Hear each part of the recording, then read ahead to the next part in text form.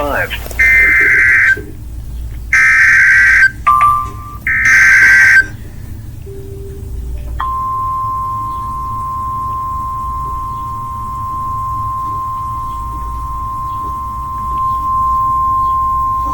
The National Weather Service in Austin, San Antonio has issued a severe thunderstorm warning for north central Burnet County until 7:15 p.m. Central Daylight Time.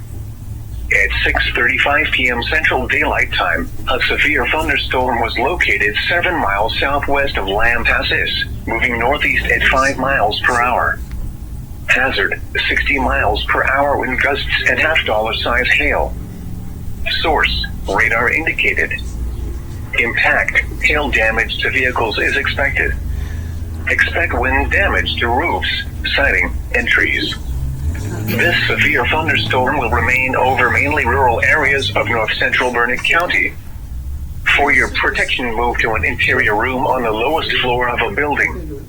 Large hail, damaging wind, and continuous cloud-to-ground lightning are occurring with this storm. Move indoors immediately. Lightning is one of nature's leading killers. Remember, if you can hear thunder, you are close enough to be struck by lightning.